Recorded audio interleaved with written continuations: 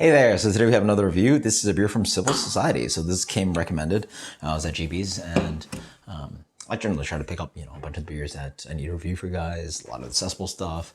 I try to pick a few cool stuff that I find cool, but then, I let the person working retail and their bartender retailer, they do have bar and retail. Hey man, what do I need to get? And, I respect that in the sense that, I do it at restaurants, I'm at an age where I let people pick. If you work somewhere, you should ideally know your product, and I trust people. And instead of me blindly picking things, let people make decisions for you. And I've had a successful kind of restaurant and brewery experience and bar experience with letting people pick for me. And it really takes away from the him and hawing and staring at a menu, not knowing what's up. So he recommended, first off, their 6th anniversary, which is a triple IPA. And I'm just like, I turned it down first. And then when I went to British, just like, hey man, what do I need? And he's like, get the Civil Society. He's like, all right, so I'm going to skip the triple IPA because I already know my opinions about triple IPA. I generally am not that specific, but I guess you have to say New England Hazy IPAs, New England Triple Hazy IPA is just not my thingy, But pick this guy up. He recommended this guy, Extra Pulp, 8.5 with Phantasm. So it's a double American wheat ale. Is that a New England IPA? I don't know. Who knows? Because Pulp is their New England IPA, right? I don't know. Who knows? Looks like hazy, right? Comes in a deep gold color. Medium plus, it's almost full on haze, but not completely opaque. Really nice kind of off-white head on that. Maybe not the fresh can. Again, what do we do with these cans? No can date? Great. Producing hazy product or hoppy product without a can date. Good luck for you. I get general hoppy notes, but nothing too specific. I also don't get a strong amount of oxidation, which is good, but it's sort of cold, so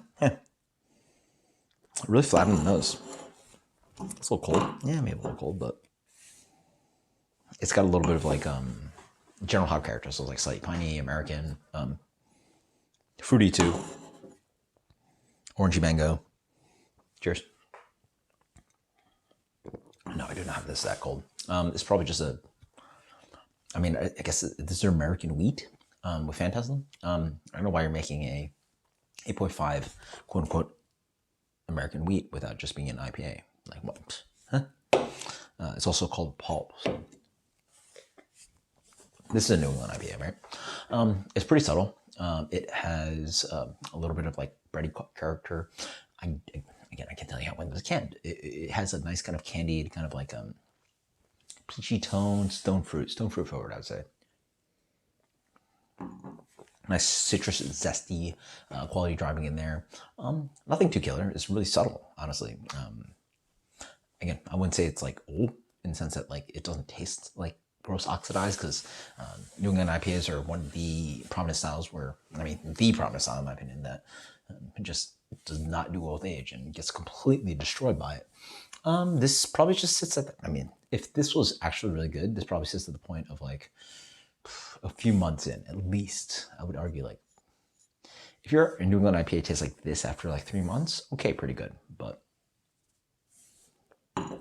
fridge, yeah, I say okay, pretty good. But ideally you want it a month in? 3 months in though, really? I don't know. Again, I have to look on Untapped. It's generally very tame. It's got a nice boozy character to it. It's 8.5. It's got a little bit of that kind of New England chew to it, but not overly sweet. It's mostly just a boozy kind of mimosa cocktail kind of thing. It just doesn't have much going on. Very drinkable, really nice. Again, a good amount. It's kind of ripe. I say canned early, but the fruit character is quite nice. It's stone fruit, it's apricots, peaches, a little bit of zippiness of the citrus coming in, but not too complex, nothing too explosive. Again, the goal with New England IPA here is to do something impressive. It doesn't do that, but again, it doesn't have those terrible flavors that I do get a lot in New England IPAs. So it's in a really meh place, but very good. So